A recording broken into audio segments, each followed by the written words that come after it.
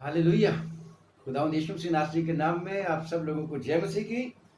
चाहे कुछ दिन के गैप के बाद, परंतु फिर भी हम आप लोगों की सेवा के लिए आज प्रस्तुत हो सके। आज संडे का दिन है, हफ्ते का पहला दिन, और खुदा का शुक्र करते हैं कि अब तक खुदा ने हमें इसको जीने के लिए मदद किया। आइए आज के वचन को सुनते हैं। बेशक आज की 3 रीडिंग्स हैं चर्च ऑफ नॉर्थ इंडिया की लेक्शनरी के मुताबिक, और जो है यिर्मयाह की किताब उसका 7वां अध्याय 1 आयत से लेकर 7वीं आयत, और दूसरी रीडिंग है याकूब की पत्री उसका 1 अध्याय और उसकी 22वीं आयत से लेकर 27वीं आयत तक। परंतु हम पढ़ेंगे आज याकूब की पत्री उसका 1 अध्याय 21 आयत से लेकर 25वीं आयत तक। बाकी भी इंपॉर्टेंट है। और गॉस्पल्स में से मत्ती की अंजील उसका 7वां अध्याय उसकी 21 आयत से लेकर 29वीं आयत तक। और आज का विषय ये होगा कि वचन पर चलने वाले बनो, केवल सुनने वाले ही नहीं। आइए परमेश्वर का वचन पढ़ेंगे, सुनेंगे याकूब की पत्री और उसकी 1 अध्याय 21 से लेकर 25वीं आयत तक। और मैं रिक्वेस्ट करूंगा मेरी वाइफ स्वर्ण से कि पढ़ने में हमारी अगुवाई करे। सबको जय मसीह की। जय मसीह की। इसमें यूं लिखा है, इसलिए सारी मलिनता और बैर भाव की बढ़ती को दूर करके उस वचन को नम्रता से ग्रहण कर लो जो हृदय में बोया गया और जो तुम्हारे प्राणों का उद्धार कर सकता है। परंतु वचन पर चलने वाले बनो, और केवल सुनने वाले ही नहीं जो अपने आप को धोखा देते हैं।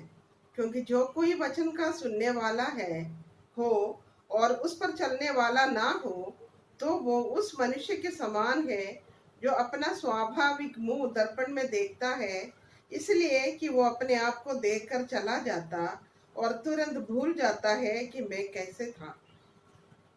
पर जो व्यक्ति स्वतंत्रता की सिद्ध व्यवस्था पर ध्यान करता रहता है, वो अपने काम में इसलिए आशीष पाएगा कि सुनकर भूलता नहीं, पर वैसा ही काम करता है। यह परमेश्वर का वचन है। इसके पढ़े और सुने जाने पर हम सबको आशीष मिले। आमीन। Thank you very much. सचमुच में हमारा खुदावन सच्चा और जीवित परमेश्वर है, और वो तो प्रभु का प्रभु, राजाओं का राजा है। खुदा का शुक्र करते हैं कि लॉकडाउन के दौरान, जो भारतवर्ष में तो 23 मार्च से शुरू हुआ था, खुदा ने बड़ा मौका दिया परमेश्वर के बेटे और बेटियों को, विश्वासियों को वचन का अध्ययन करने के लिए, वचन को पढ़ने के लिए, और साथ ही साथ ये सोशल मीडिया का प्रबंध हमारे लिए करके रखा। और खुदा का शुक्र करते हैं कि परमेश्वर के बेटे और बेटियों ने भी, हालेलुया, सारे पादी साहबान और सारे के सारे जितने भी डीकन्स, एवेंजलिस्ट थे, पास्टर्स थे, सब ने ऑनलाइन होकर प्रभु के वचन को बहुतायत के साथ सब लोगों तक पहुंचा दिया, फैला दिया। और खुदा का शुक्र करते हैं कि आप लोगों को भी खूब मौका मिला दुआ मांगने का और वचन पढ़ने का। खुदा का शुक्र करते हैं। मैं ये सोचता हूँ कि ये इस महामारी के दौरान जो ये परमेश्वर का वचन बहुतायत के साथ अवेलेबल हो सका हमारी भाषाओं में, हिंदी में खास तौर से, क्योंकि पहले तो सोशल मीडिया पे नहीं आते थे हिंदी स्पीकिंग जो पास्टर्स थे, मेरे जैसे कितने सारे लोग नहीं सोशल मीडिया पे होते थे। परंतु अब मजबूरी में, क्योंकि चर्चेस बंद हैं, चर्च बिल्डिंग्स बंद हो गई, और अपने अपने भेड़ों को, अपने बहन भाइयों को, आप सब लोगों को खुदावंद का वचन सुनाना जरूरी हो गया। और इसलिए सब लोगों ने इस सोशल मीडिया का इस्तेमाल किया और आप तक पहुंचते रहे। खुदा का शुक्र करते हैं। और मैं ये सोचता कि जो बहुतायत की वर्षा वचन की हो रही है इन दिनों में, वो इसलिए है क्योंकि अकाल भी पड़ने वाला है। यूसुफ के समय में जब यूसुफ को प्रधानमंत्री बनाया गया था, वो इसलिए बनाया गया था कि यूसुफ ने कहा था फिरौन को कि फिरौन 7 वर्ष बहुत ही आशीषों के वर्ष होंगे, और उसके बाद 7 वर्ष जो हैं अकाल के वर्ष होंगे। और खुदा का शुक्र करते हैं कि वैसा ही हुआ था। और आजकल तो सचमुच में परमेश्वर का वचन बहुतायत के साथ लोगों के पास अवेलेबल हो सका। और खुदा का शुक्र करते हैं कि खुदावन ने मौके भी दिए, समय भी बहुत दिए। कि हम उसको अध्ययन कर सके, क्योंकि बाकी समय जो था, जो हम कामों पे जाते थे, घरों से बाहर निकलते थे, वो बंद हो गया था और हमारे पास कुछ और काम नहीं रह गया था। साथ ही साथ एक और भी बात है कि डर भी हो गया था कि खुदावंद ही है, अब तो बचाएगा। और विश्वासियों का तो यही एक असूल है कि जब भी डर लगता है, जब भी हम परेशान दुखित होते हैं, तो हम प्रभु की शरण लेते हैं। और ये भी इस वजह से भी ये कोरोना वायरस का जो समय है हमारे सब के लिए आशीष का कारण खुदावंद ने बनाया। और आमोस नबी की किताब जो 8वां अध्याय है, वहां पर ये लिखा है कि भाई ऐसे दिन आने वाले हैं कि जब ना तो अन्न की भूख होगी, ना जल की भूख होगी, कमी नहीं होगी, बहुतायत के साथ होगा, परंतु लोग एक पृथ्वी के एक सिरे से दूसरे सिरे तक, एक छोर से दूसरे छोर तक मारे मारे फिरेंगे। क्यों मारे मारे फिरेंगे? खुदावन का वचन सुनने के लिए, कि खुदावन का वचन दुर्लभ हो जाएगा, खुदावन का वचन नहीं मिलेगा। आज समय है कि हम सचमुच में, जब बहुतायत की वर्षा हो रही है परमेश्वर के वचन की, इसको स्टोर अप कर लें। तो खुदा का शुक्र करते हैं कि हमारा खुदा जो है हमें सचमुच में प्यार करता है और मौके देता है, उभारता रहता है, सिखाता रहता है। आज का वचन भी ऐसा ही है, और ये वचन ये है जो हमने पढ़ा है। बेशक तीनों रीडिंग्स आप लोग पढ़ना, परंतु यहां से हम शुरू करते हैं कि इसलिए सारी मलिनता और बैर भाव की बढ़ती को दूर करके उस वचन को नम्रता के साथ ग्रहण कर लो, जो हृदय में बोया गया और तुम्हारे प्राणों का उद्धार कर सकता है। खुदावन मुझे और आपको सलाह देता है, जैसे परमेश्वर सलाह देता था इस्राएलियों को, जब उन्होंने खुदावन के ऊपर विश्वास किया, उसके पीछे चलना शुरू कर दिया, मिस्र में से खुदा ने निकाल दिया। ऐसे हमें भी गुलामी में से, यानी कि दुष्ट की गुलामी में से, शैतान की गुलामी में से, पापों की गुलामी में से निकालने के लिए यीशु मसीह को भेजा, जिसने प्राण दे के मुझे और आपको बचा लिया।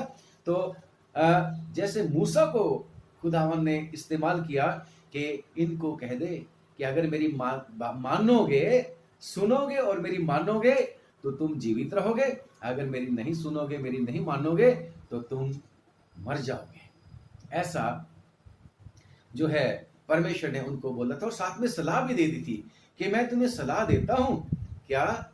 ये सलाह देता हूं कि जिंदगी को चुन लो, मरो नहीं, जिंदगी को चुन लो। ये परमेश्वर का वचन है, ये परमेश्वर का अच्छा जो है उसका अच्छा विचार मेरे और आपके लिए है और अपने लोगों के लिए है। और शुरू ही से परमेश्वर के लोग जो उसके ऊपर विश्वास करते, उसका डर और भय मानते, परमेश्वर के जो विचार हैं अच्छे ही उन लोगों के लिए होते हैं।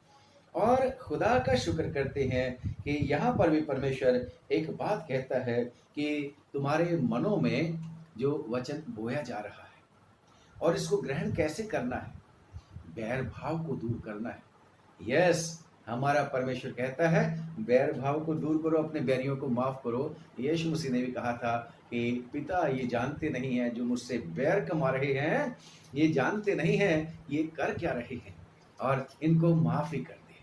और खुदावन भी मुझे और आपको यही कहता है कि हमें माफ करना है बैर भाव की बढ़ती को, जो बढ़ती जा रही है, आजकल तो बढ़ता ही जा रहा है, इसको दूर करें। अपने आप से नहीं कर सकते, हम सच में नहीं कर सकते, क्योंकि यीशु मसीह ने आप कह रखा है तुम मुझसे अलग होके कुछ नहीं कर सकते। यीशु कहते हैं मुझे और आपको उसको विश्वास करना है, क्योंकि उसकी बातें जो है सत्य है, विश्वास के योग्य हैं। खुदा का शुक्र करते हैं। और दूसरी बात किसको दूर करना है? मलिनता को। मलिनता को, जो मलिन क्या होता है? एक तो ये होता है कि मनुष्य बुरे बुरे काम करता है, बुरे विचार करता है, बुरी बुरी बातें सोचता है, और कितने सारे लिस्ट जो है आप सब लोगों को पता है, बाइबल के बीच में है, समय समय पे सुनाई जाती है। वो आदमी को मलिन कर देती है, गंदा कर देती है।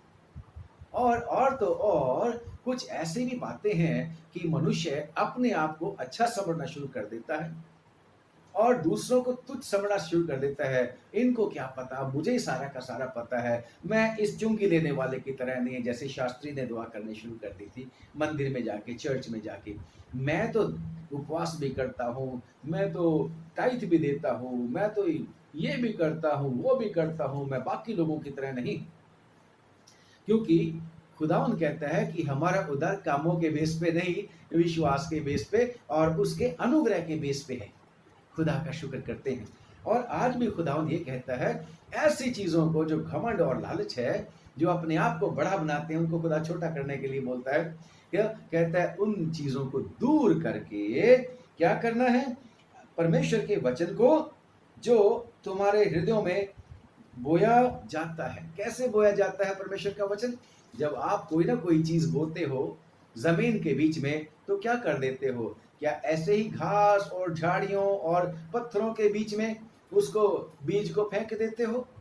जो ऐसे बो देते हो? नहीं, आप उसमें से पत्थर निकालते हो, आप उसमें से झाड़ियां और जो कुछ भी है चीजें, जंगली चीजें, सब चीजों को दूर कर देते हो, कड़वे दाने को दूर कर देते हो, और तब आप बीज उसमें बोते हो। मुझे और आपको भी यही करना है। खुदावन से प्रार्थना करनी है, खुदावन please help me, God, in the name of Lord Jesus Christ, please help me that I may prepare the earth. मैं जमीन को तैयार कर सकूं, मैं जगह को, लैंड को तैयार कर सकूं, अपने दिल की लैंड को, अपने दिल की जो जमीन है, इसको तैयार कर सकूं, ताकि तेरा वचन जब मेरे मन में जो बोया जाता है उसे मैं ग्रहण कर सकूं, है ना? तो कैसे करना है? नम्रता के साथ, घमंड के साथ नहीं। घमंड किसी बात का नहीं, नम्रता के साथ। हम सब लोग चर्च में जाते हैं प्यारों, और जब चर्च में जाते हैं तो सबको सोचने की आवश्यकता है, मुझे भी पहले मुझे, आपको भी मेरे प्यारे भाई बहन, और सब लोगों को, हर एक विश्वासी को, जब हम चर्च में जाते हैं परमेश्वर का वचन सुनने के लिए, तो क्या हमारे मन में होता है, हम क्या सोच के जाते हैं? यिर्मयाह की किताब जो रीडिंग है आज की, वो ये है कि यिर्मयाह को खुदा ने कहा था, यिर्मयाह जा, खड़ा हो जा भवन में, परमेश्वर के भवन में। और ये जो लोग मेरे पास आ रहे हैं ना, मेरी बात को सुनने के लिए, वचन को सुनने के लिए, उपासना करने के लिए, तो इन लोगों को कहे कि तुम जो दरवाजों से, परमेश्वर के दरवाजों से परमेश्वर के भवन में प्रवेश कर रहे हो, सुनो, एक बात सुनो। और ये बात क्या है कि तुम अपने अपने चाल चलन को सुधारो। इसमें लिखा है, फाटकों से प्रवेश करते हो, यहोवा का वचन सुनो। सेनाओं का यहोवा जो इस्राएल का परमेश्वर है, यूं कहता है, अपनी अपनी चाल और काम सुधारो, तब मैं तुमको इस स्थान में बसे रहने दूंगा। तुम लोग ये कहकर झूठी बातों पर भरोसा मत रखो कि यही यहोवा का मंदिर है, यही यहोवा का मंदिर है, यही यहोवा का मंदिर है। ऐसे कह के अपने आप को धोखा ना दो। आज भी कितने ही लोग हैं जो जिद कर रहे हैं, चाहे गवर्नमेंट ने कह रखा है कि लॉकडाउन है, अभी धार्मिक अदारे तो खुले हैं, परंतु साथ ही साथ ये भी कह रखा है, कुछ एक जो है हिदायत है, उनको भी मानना है। तो बिना उन हिदायतों को माने अगर हम चर्च में जिद करके जाते हैं, तो जिद करना भी पाप है। खुदावन मुझे और आपको नम्रता के साथ परमेश्वर के भवन में आने के लिए बोलता है प्यारे भाइयों और बहनों, और साथ ही साथ कहता है, अपने चाल चलन को सुधारो, अपने कामों को ठीक करो। और तब कहता है, तब मैं तुम्हें इस भवन में, इस जगह में, इस देश में लगातार बसे रहने दूंगा। और तुम इस बहम को निकाल दो कि ये यहोवा का मंदिर है, यहोवा का मंदिर है, ये चर्च है, ये चर्च है, ये चर्च है। कुछ फायदा नहीं होने वाला अगर मैं और आप सही तरीके से परमेश्वर के सामने उपस्थित नहीं होते और पश्चाताप करते हुए, तौबा करते हुए, क्योंकि मैं और आप गलती करते, सुबह से लेकर शाम तक पता नहीं कितनी बार गलती हो जाती, परंतु जैसे हमने प्रभु के चरणों में जाना है, जिसने मेरे और आपके पापों को माफ कर दिया है, परंतु रोज रोज भी तो जी रहे हैं हम। उसने हमारे और आपके पापों को माफ कर दिया है, परंतु रोज रोज भी तो गलती होती है। उस गलतियों को मानते हुए नम्रता के साथ उसके चरणों में जाना है और उससे कहना है, help me oh God that I may really mend my ways, मैं अपने कामों को सुधार सकूं। और आगे पढ़ते जाओगे तो उसमें कितने सारे काम हैं जो खुदावन कहता है ये करने हैं, तभी तुम्हें कुछ फायदा होने वाला है। तो आगे परमेश्वर का वचन ये कहता है कि वचन पर चलने वाले बनो और केवल सुनने वाले नहीं जो अपने आप को धोखा देते हैं। बहुत वचन पढ़ते हैं, मैं भी पढ़ता हूँ, आप भी पढ़ते हैं, खूब पढ़ते हैं आप लोग भी। हो सकता है मुझसे बहुत ज्यादा आप वचन पढ़ने वाले हैं। परमेश्वर आपको बहुत बहुत बरकत दे। और खुदावन का वचन मुझे और आपको ये कहता है प्यारो कि हमें परमेश्वर का वचन सुनना सुनना नहीं है, उसको पढ़ना पढ़ना नहीं है। जब आप पढ़ते हैं प्रकाशित वाक्य और उसका 1 अध्याय और उसकी 3री आयत में लिखा है, मुबारक है वो जो परमेश्वर के इस भविष्यवाणी के वचन को पढ़ता है और जो सुनता है और मानता है। ये वाली बात है सबसे इम्पोर्टेंट, क्योंकि जो लोग सिर्फ परमेश्वर के वचन को सुनते सुनते हैं, पढ़ते पढ़ते हैं, और वो कहता है वो जो है अपने आप को धोखा देते हैं। ऐसा परमेश्वर के वचन में लिखा है, ऐसा परमेश्वर के वचन में लिखा है। अगर हम परमेश्वर का वचन मानते नहीं हैं तो परमेश्वर को नहीं मानते फिर हम, क्योंकि वचन क्या है? वचन ही खुदा है। अगर हम परमेश्वर का वचन नहीं मानते तो खुदा को नहीं मानते। इसका मतलब ये होता है, माफ करना, आप बहुत अच्छे हैं, आप बहुत धार्मिक हैं, परंतु वचन मैं आपको बताने की कोशिश कर रहा हूँ जिस तरीके से मैं समझ पा रहा हूँ, और उसमें आपको नहीं मैं कह रहा, मैं अपने आप को सबसे आगे रख रहा हूँ और दुआ मांगता हूँ कि खुदावन प्लीज हम ऐसे वाले लोग ना बन जाएं जो वचन को पढ़ने वाले हैं, फॉर्मेलिटी पूरी करने वाले हैं और मानने वाले नहीं हैं। हमें मानने वाला बना, हमें मानने वाला बना। खुदावन हमारी मदद करेगा। लिखा है परमेश्वर के वचन में प्यारो कि जब हम परमेश्वर के वचन को मानने वाले हो जाएंगे तो इसके बड़े फायदे।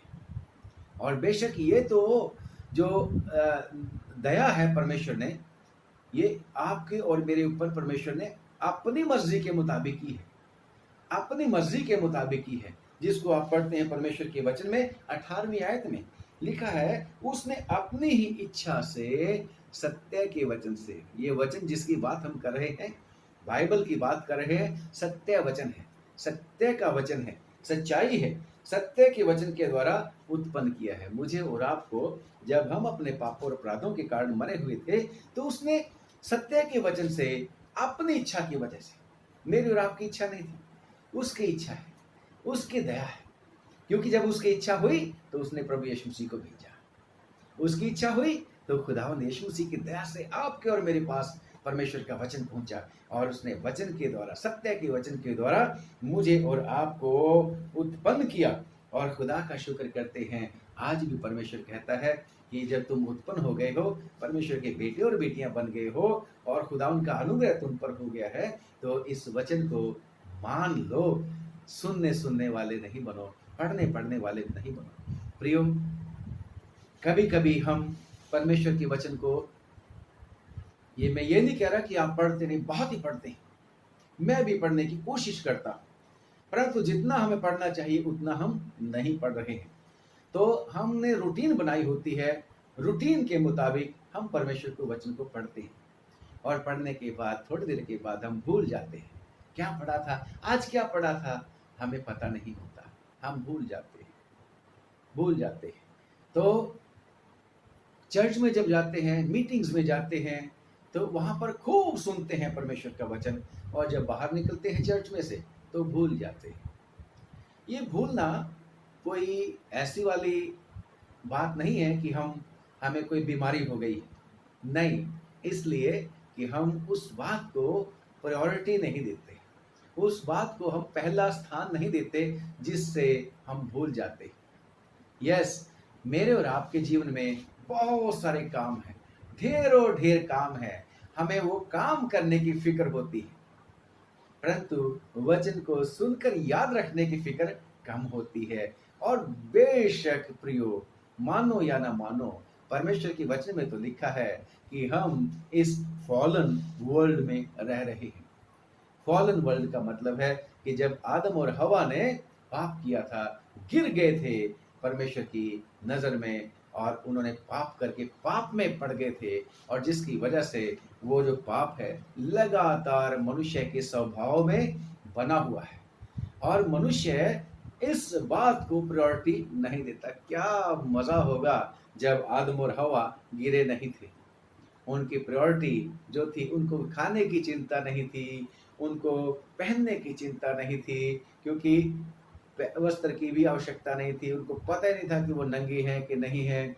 तो कैसी बड़ी कितनी खुशी की समय होगा, उनको दुख का पता ही नहीं होगा, उनको खून पसीने की कमाई का पता ही नहीं होगा।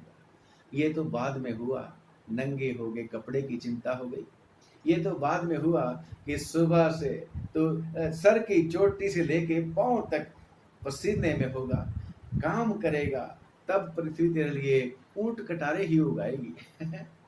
कैसा वाला कैसा वाला समय शुरू हो गया था उसका, जो लगातार चला आ रहा है।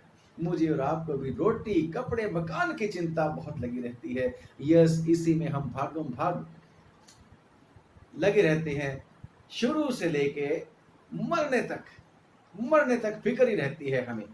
चाहे हमसे काम नहीं बनता हो बुढ़ापे में जाके, पर फिक्रें फिर भी बनी रहती है।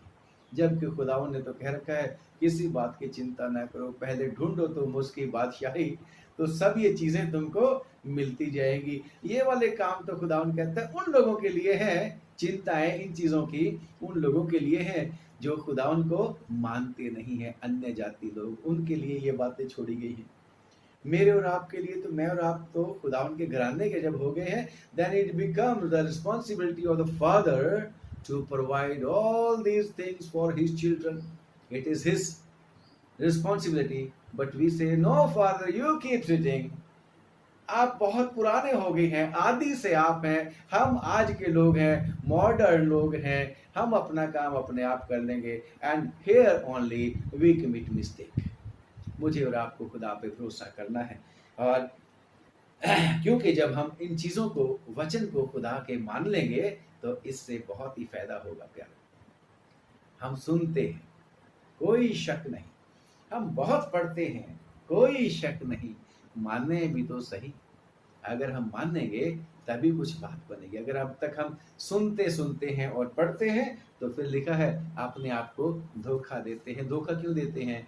जहां तक मैं समझता हूँ, ये बात इसलिए है कि जो दास या जो सेवक अपने स्वामी की इच्छा को जानता है और वो काम नहीं करता उसके मुताबिक, तो ज्यादा मार खाएगा। जिसको पता नहीं था कि मेरे स्वामी की इच्छा क्या है, और उससे गलती हो जाए, तो स्वामी ये कहेगा, okay, I forgive you because you did not know, don't repeat it in future.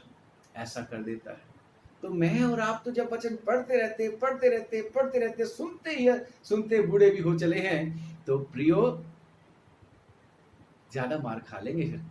इसलिए खुदावंद का वचन कहता है कि जो वचन को सुनता है और जो वचन को पढ़ता है और उस पर चलता नहीं है, उसके मुताबिक चलता नहीं है, तो वो उस मनुष्य के समान है। किसके समान? जो अपना स्वाभाविक मुंह दर्पण में देखता है। सुबह सुबह कितनी बार हम शीशे में देखते हैं अपने आप को, और उसके बाद भूल जाते हैं क्या कैसे थे, क्या कुछ मुंह के ऊपर था, और हम कितनी बार ऐसा ही करते हैं। जब हम परमेश्वर का वचन पढ़ते हैं, ये आईना है, ये एक शीशा है, और ये मुझे और आपको सारी बातें हमारे जीवन के मुताल्लिक बताता है। और जब हम परमेश्वर के वचन को पढ़ते हैं, तो इसको हर समय जब आप वचन पढ़ते हो, that word applies to our life. और वो बताता रहता है कि तेरे में ये भी कमी है, इसको दूर करना है, तेरे में विश्वास की कटी है, इसको दूर करना है, तेरे अंदर ये घमंड है, लालच है, ये बुराई है, ये बुराई है, ये बुराई है, ये पाप तेरे अंदर आता जा रहा है, इसको दूर करना है।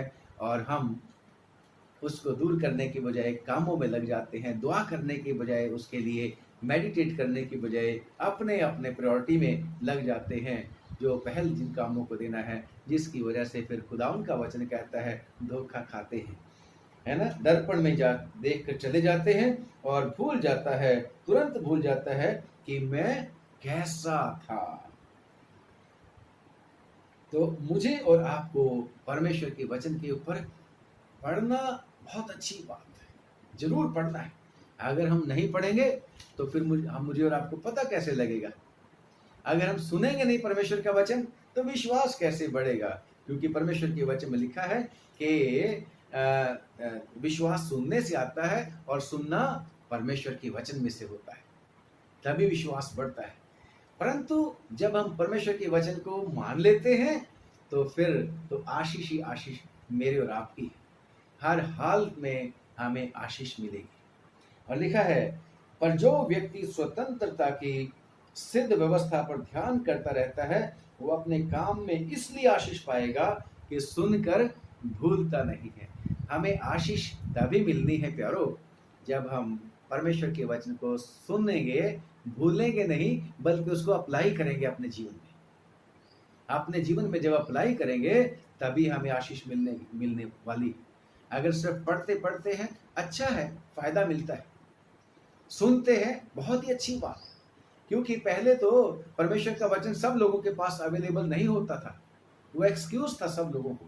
वो सुनते थे और सुन के उसके ऊपर मनन करते रहते थे और वो आशीष पाए रहे। तभी तो मेरे और आपके तक जो परमेश्वर का वचन है हमारे बाप दादों से कैसे पहुंचा कि उन्होंने सुना था, हमारे तक वचन पहुंचा, उन्होंने यीशु मसीह के ऊपर विश्वास किया और हम मसीह घराने में पैदा हुए।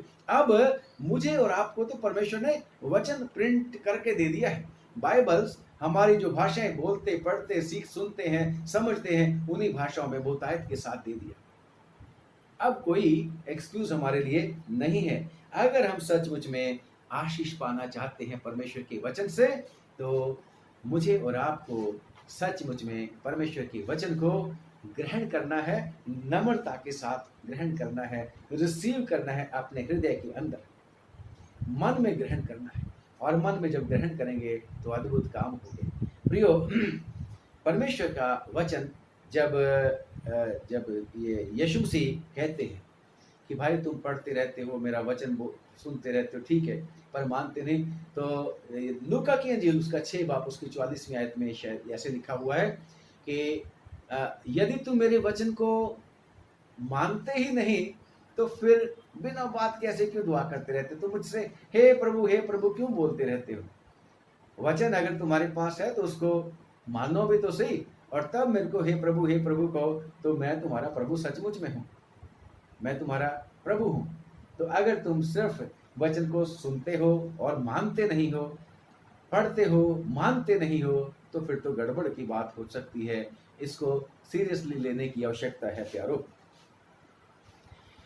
लिखा है परमेश्वर के वचन में यिर्मयाह की किताब में, यिर्मयाह को जब 15 बाब की उसकी 16वीं आयत पढ़ोगे तो खुदावंत का वचन बंदा यिर्मयाह कहता है कि खुदावंत के वचनों को मैंने खा लिया। उसने मेरे को, खुदावंत ने वो पुस्तक दी और मैंने उसको खा लिया। और जब ये हेजकेल की किताब को पढ़ेंगे, उसका दूसरा अध्याय, उसकी आखिरी कुछ आयत, और तीसरा अध्याय उसकी 1 से लेकर 3 आयत तक पढ़ोगे, वहां आप इसका जिक्र पढ़ोगे कि खुदावन ने उसको एक किताब दिखाई जो दोनों तरफ लिखी हुई थी, और परमेश्वर के जो बंदे को ये कहा गया कि इसको खा ले और इसको हजम कर ले, पचा ले, यानी कि मन में रख ले और इसके ऊपर मेडिटेट कर, और इसके द्वारा इसके बाद फिर इसके ऊपर काम भी कर, और इसको भूलना नहीं। इसको अगर भूलेंगे तो गड़बड़ हो जाएगी। अभी आपके सामने पढ़ के सुना चुके हैं, फिर वो धोखा देने वाले, भूलने वाले कि हम कैसे थे, और गड़बड़ की बात है। तो ऐसे ही परमेश्वर ने भी इस्राएलियों को बार बार ये कहा था, देखना जो आज्ञा मैं तुम्हें दे रहा हूं भूल ना जाना।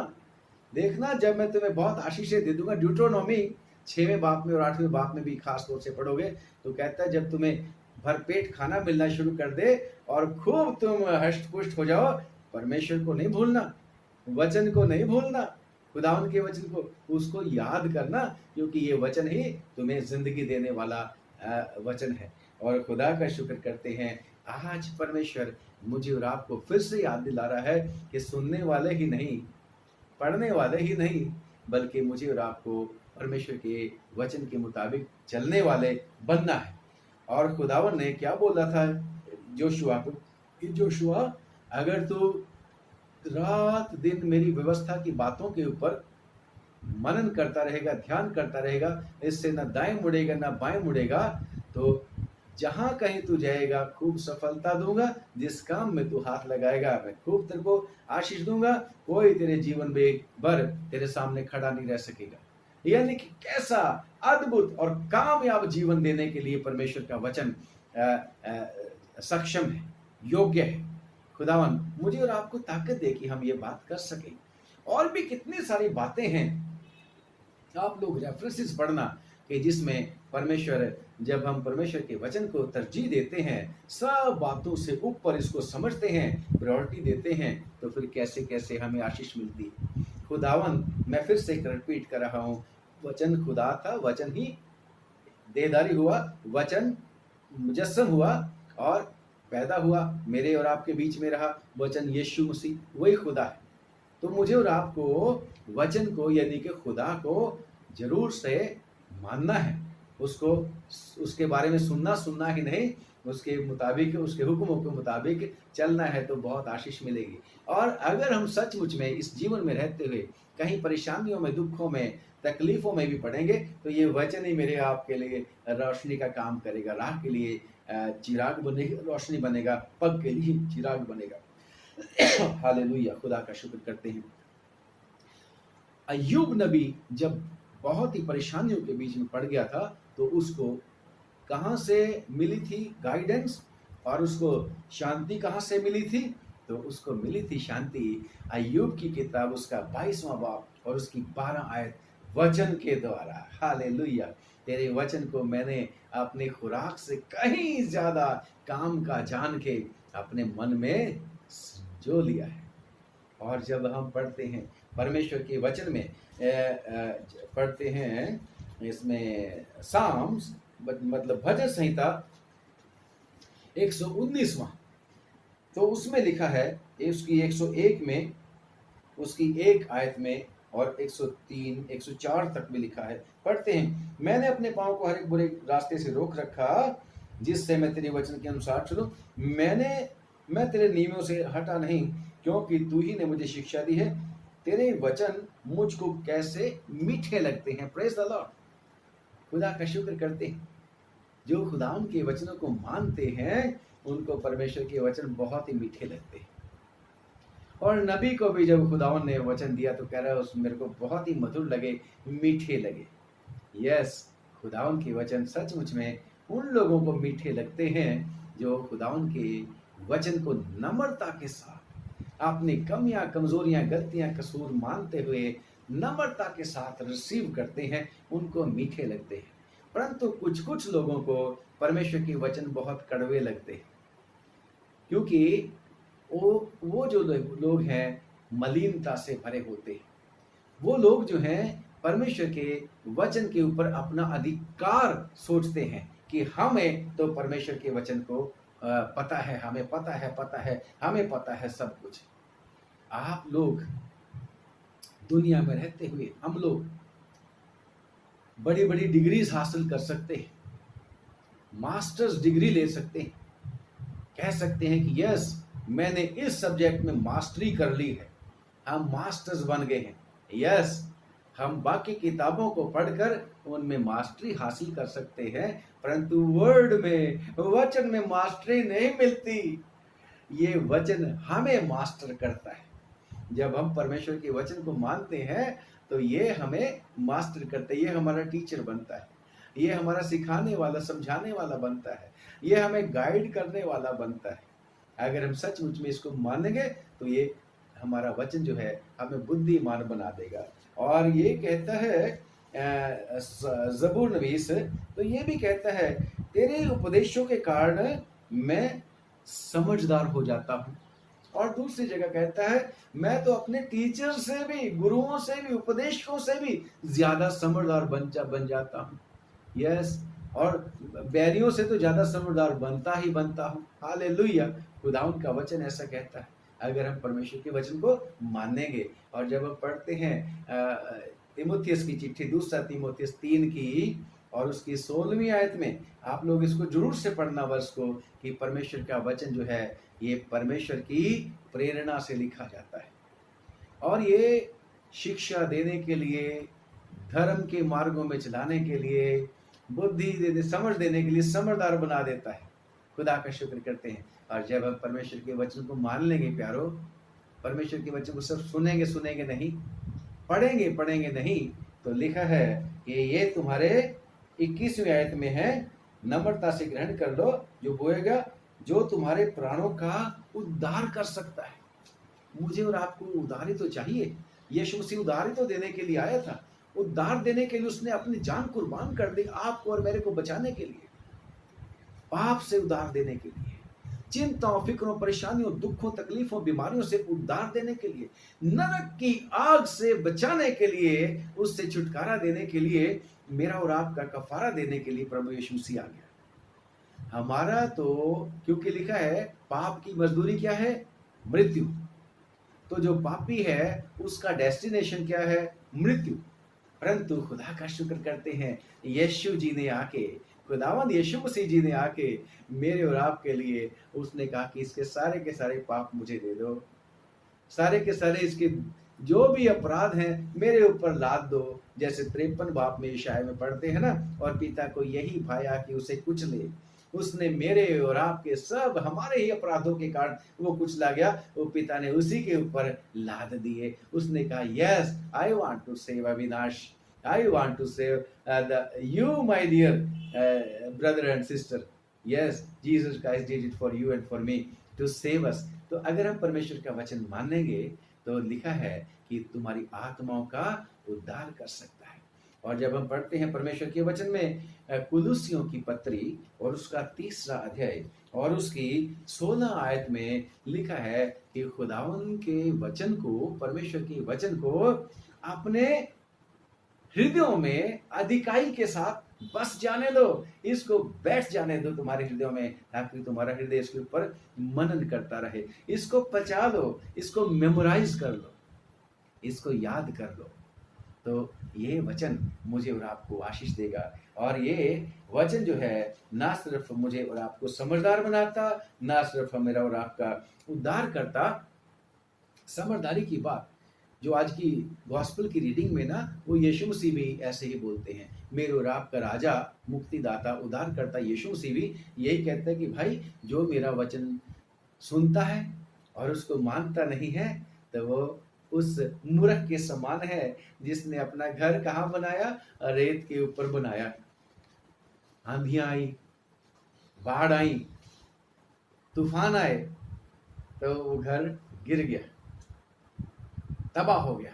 परंतु जो मेरे वचन को मानता है, सुनता है, लिखा है वो उस समझदार के मुताबिक है, जैसे कि माफिक है कि जिसने अपना घर चट्टान के ऊपर बनाया। यीशु मसीह है वो चट्टान, उसके ऊपर मुझे और आपको घर बनाने का फिर श्रेय मिलता है। मेरा और आपका घर उस चट्टान के ऊपर होता है। चाहे कोरोना आए, चाहे जो मर्जी तूफान आए, फिर वो हमारा आत्मिक घर जो है गिरने वाला नहीं, वो हमें डिस्पोजेस कोई नहीं कर सकता उस घर से, क्योंकि वो रॉक के ऊपर बना होता है, चट्टान के ऊपर बना होता है, यीशु के ऊपर बना होता है।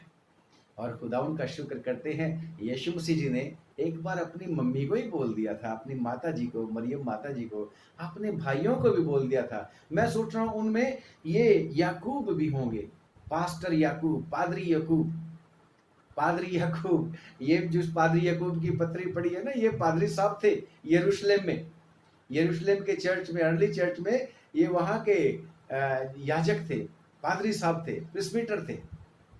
तो इनको भी यीशु मसीह जी ने बोला ये भी साथ में होगी। मैं उम्मीद करता हूँ कि जब पकड़ने के लिए आए थे प्रभु यीशु मसीह को, घर में यीशु मसीह प्रीच कर रहा था, लोग बड़े ध्यान से सुन रहे थे और इन्होंने कहा था कि उनको कहो तेरे भाई और तेरी माता बाहर खड़े हैं, तुझे बुला रहे हैं, बाहर आ जा कमरे में से, उस प्रार्थना सभा में से। तो यीशु मसीह ने क्या बोला था?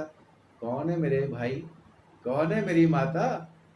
ये जो मेरे परमेश्वर के वचन को सुनते हैं और मानते हैं। जब हम मानते हैं परमेश्वर के वचन को, तभी प्यारो मैं और आप उसके बेटे और बेटियां बनने वाले होते। सुनते तो थे, सारे लोग सुनते थे, मानते नहीं थे। जैसे हम पढ़ते हैं उसके बीच में यूहन्ना की इंजील में, और उसका 8वां अध्याय थोड़ा सा पढ़ेंगे। 8वां अध्याय जल्दी से खत्म करूंगा मैं इसको। 8वां अध्याय और उसकी शायद 43 आयत में लिखा है, 43 आयत में, तुम मेरी बातें क्यों नहीं समझते? तुम मेरी बातें क्यों नहीं समझते? इसलिए कि मेरा वचन सुन नहीं सकते। तुम अपने पिता शैतान से हो और अपने पिता की लालसाओं को पूरा करना चाहते हो। वो तो आरंभ से हत्यारा है और सत्य पर स्थिर न रहा, क्योंकि सत्य उसमें है ही नहीं। तो यीशु ने क्या बोला था? कि मेरा वचन सत्य है। अगर वो सत्य वचन मेरे और आपके दिल में है, अगर हम उसको हजम करते हैं, डाइजेस्ट करते हैं, अगर हम उसके ऊपर मनन करते हैं, तो सचमुच में हम अपने पिता से बन जाते हैं, खुदावंद यीशु मसीह से बन जाते हैं, और फिर हम कामयाब होते हैं। लिखा है परमेश्वर के वचन में कि वो भूलता नहीं सिद्ध व्यवस्था को, है ना। ये एक पुरानी व्यवस्था थी, पुराने नियम की व्यवस्था, और अब जो व्यवस्था है प्रभु यीशु मसीह ने नई वाली जो दी है, नया नियम जो दे दिया है, तो सिद्ध व्यवस्था ये है कि उसके ऊपर ध्यान करना है, मनन करना है, ध्यान करना है, मनन करना है, ध्यान से परिस्थितियों को देखना है, ध्यान से परिस्थितियों के बीच में उसको अपने जीवन में परमेश्वर के वचन को लागू करना है। याद है जब खुदावंद यीशु मसीह मृतकों में से जी उठे थे और जब उनको कब्र पे ढूंढने के लिए पहुंचे थे, मरियम मगदलीनी भी गई थी, औरतें भी थी, और साथ ही साथ क्या था, यूहन्ना भी था जिससे प्यार करते थे, और पतरस भी गया था। तो किसने उसको लगातार ढूंढा, किसने उसको लगातार पाया, लगातार ढूंढने के बाद उसकी खोज में लगा रहा? मरियम मगदलीनी को। उन्होंने सुना, पतरस ने और या दूसरे चेले ने जिसको प्रभु यीशु मसीह प्रेम करते थे, यूहन्ना, तो वो तो चले गए खाली हाथ, परंतु मरियम खोजती रही। तो यीशु मसीह खुद चल के आ गए। पहले चेलों को भेजा, नहीं मुझे यीशु ही चाहिए, तो यीशु मसीह को आना पड़ा। Come on, I am here मेरी, मैं तेरे पास हूँ। और खुदा का शुक्र करते हैं उसी को इस्तेमाल किया। अगर हम सचमुच में परमेश्वर के वचन को ध्यान पूर्वक पढ़ेंगे और मानेंगे, तभी कुछ बात बनेगी। फॉर्मेलिटी नहीं, फॉर्मेलिटी करते हैं, कितनी बार हम फॉर्मेलिटी करते हैं। प्रियो, आपको मैं कुछ नहीं कह रहा, मुझे कह रहा हूँ, आपको कुछ नहीं कहता, तो आप तो बहुत अच्छे हो सकते हैं मुझसे। खुदावन मुझे और आपको सचमुच में उस जगह के लिए जिसका उसने वायदा कर रखा है, वहां पर लेके जाने के लिए पूरी तरीके से प्रिपेयर कर दे, तैयार कर दे, ताकि मैं और आप और हर एक विश्वासी यीशु का नाम लेने वाला, जिसके बारे में लिखा है कि जो कोई प्रभु का नाम लेगा वो बचाया जाएगा, तो मैं और आप बच के हालेलुया उड़ के बादलों पर यीशु जी के साथ जाने वाले हो सकें। खुदावन मुझे और आपको उसकी आमद के लिए तैयार रखे कि हम उसके जो है इंतजारी करते रहे, उसका वेलकम करने के लिए तैयार पाए जाए। और बेशक हमें आज़ादी मिलती है जब हम पढ़ते हैं 8वां अध्याय यूहन्ना की इंजील 8वां अध्याय 31, 32, 33 आयत में शायद ऐसे लिखा है, वहाँ पर लिखा है कि और सत्य तुम्हें आज़ाद करेगा। जब हम वचन के ऊपर मनन करेंगे, इसके मुताबिक चलने की कोशिश करेंगे, सामर्थ मांगेंगे, परमेश्वर से प्रार्थना करेंगे, तो ये हमें बहुत सारी बैर भाव से, मलिनता से, पापों से, अपराधों से आज़ाद कर देगा। आजाद कर देगा, क्योंकि खुदावन का वचन तो है जीवित। यीशु का वचन जो है जीवित है और दो धारी तलवार से भी चोखा है। पढ़ लेते हैं इसको, इब्रानियों की चिट्ठी उसके 4:12 में लिखा है, क्योंकि परमेश्वर का वचन जीवित और प्रबल, बहुत बलशाली है, प्रबल है, सामर्थी है, और हर एक दो धारी तलवार से भी बहुत चोखा, बहुत ही तेज है, sharper than any double edged sword. Praise the Lord. और क्या है, और जीव और आत्मा को और गांठ गांठ को और गुदे गुदे को अलग करके वार पार छेद देता है, छेद देता है, हृदय को छेद देता है। हालेलुया। और मन की भावनाओं और विचारों को जांचता है। Come on, he knows everything about you and about मी।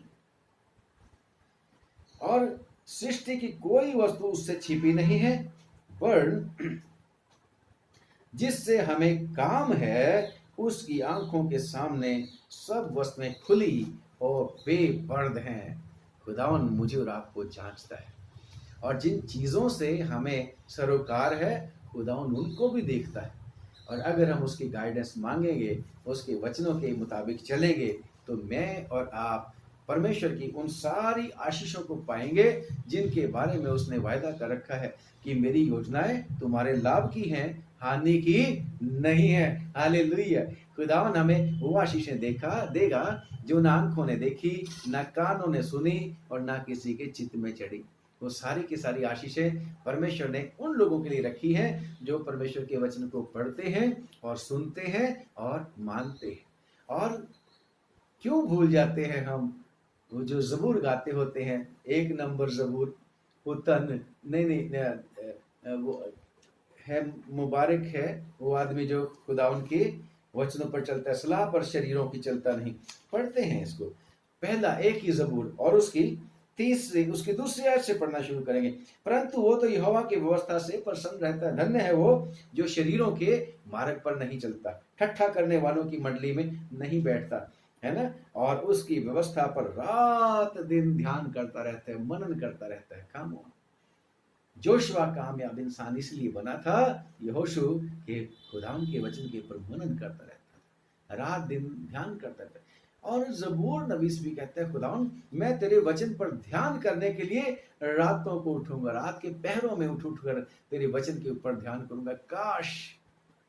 काश खुदावन मुझे और आपको भी ये वाला आशीष दे दे कि हम भी परमेश्वर के वचन को ध्यान करने के लिए, उसके ऊपर मनन करने के लिए, हालेलुया, प्रेज द लॉर्ड, उससे ताकत पाएं, आशीष पाएं। तो लिखा है वो उस आदमी की तरह होगा, उस वृक्ष की तरह होगा जो बहती नालियों के किनारे लगाया गया है, वो अपने समय में फलता है और जिसके पत्ते कभी मुरझाते नहीं। इसलिए जो कुछ वो पुरुष करे वो सफल होगा। और दुष्ट ऐसे लोग नहीं होते, वो तो भूसी के समान, गेहूं की जो भूसी होती है उसकी तरह उड़ा दिए जाएंगे। मुझे और आपको खुदा ने उड़ाने के लिए नहीं, बल्कि मुझे और आपको खुदावन ने चुना है। मैंने इसलिए तुम्हें चुना है कि मैं इसलिए आया हूं कि वो जीवन पाए और बहुतायत का जीवन पाए।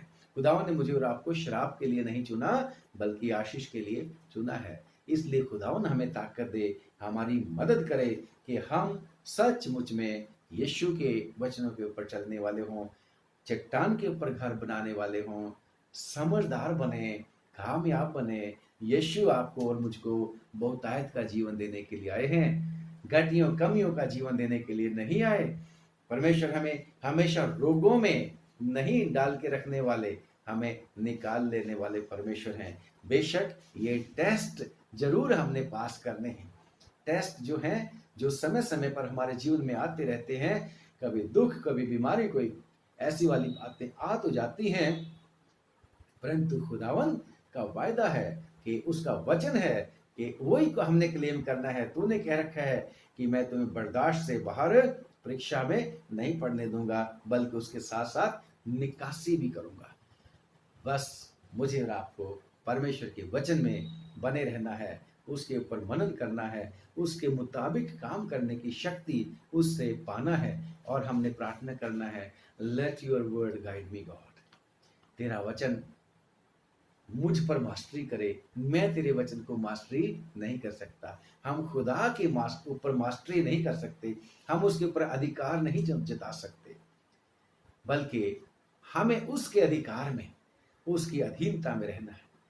इसलिए परमेश्वर के बलवंत हाथ के नीचे नम्रता के साथ बन जाओ, तो खुदावन कहता है कि वो तुम्हें उचित समय पर, ठीक समय पर उभारेगा।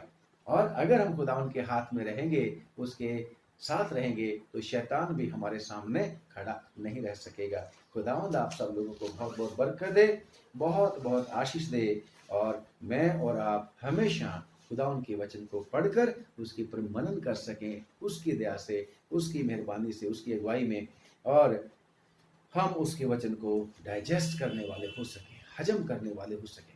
जब हम खाना खाते हैं, अगर हमें खाना डाइजेस्ट नहीं होता तो फिर बहुत गड़बड़ियां हो जाती हैं, परंतु अगर हम अच्छा खाना खाते हैं, उसको डाइजेस्ट करते हैं, तो उससे हमें ताकत मिलती है, कामों को करने के लिए शक्ति मिलती है। ऐसे ही खुदावन के वचन को भी अगर हम डाइजेस्ट कर सकेंगे, तो इससे हमें फिर ताकत मिलेगी, आत्मिक तौर से ही नहीं, बल्कि हर बात में ताकत मिलेगी, हर बात में ताकत मिलेगी। हमारे पारिवारिक जीवन में, हमारे अपने जीवन में, पर्सनल जीवन में, हमारे सामाजिक जीवन में, हमारे जैसा भी जीवन आप लोग, जिस भी लाइन में आप हैं, उसमें आपको खुदावन बहुत बरकत देगा, बहुत आशीष देगा। क्योंकि ऐसा हमने परमेश्वर के वचन में पढ़ा है कि फिर वो आदमी, जो कुछ भी वो आदमी फिर करता है, उसमें खूब उसको आशीष मिलती है। खुदावंद आपको आशीषित करे, बरकत दे और संभाल के रखे, खास तौर से इन बुरे दिनों में, कोरोना के समय में आपकी रक्षा करे, जरूरतों को पूरा करे। आइए दुआ करें। खुदावंद आपके चरणों में आपका धन्यवाद करते हैं कि आपने दया करी, वचन आपके बेटे बेटियों तक पहुंचाने के लिए योग्यता दी। शुक्र हो, तेरा वचन सचमुच में हम सब के जीवन को आशीषित कर दे, और हम सब लोग भी तेरे वचन को अपने मन में रख कर उसके ऊपर सोच विचार करते रहें।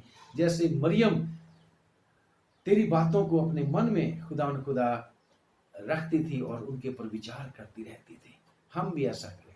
अपने बच्चों को बहुत बरकत देना, कोरोना के समय में बचा के रखना। कोई प्रभु जी ये दुष्ट की जो ताकत है, तेरे लोगों को नुकसान न पहुंचा सके। इनका आना जाना तेरी ओर से आशीषित रहे, तेरी आंखें हमेशा इन्हें देखती रहें। जो कुछ भी इनका है, इनके परिवार के सब लोग खुदा प्रिय लोग, प्रभु जी, बहन भाई, रिश्तेदार, दोस्त, और प्रभु जो कुछ भी इनका है, चल अचल संपत्ति, सब पर तेरी बहुत बहुत बरकत हो, बहुत बहुत आशीष हो। जो लोग बीमार हो चुके हैं, उन्हें चंगा कर दे प्रभु। ओ प्रभु दया कर, खास तौर से हम जो चर्च हैं, तेरा मंदिर है, ऐसा दुआ का प्रभु जी जीवन दे दे कि ये महामारी सब लोग मिलकर जब दुआ करें तो ये खत्म हो जाए, दूर हो जाए।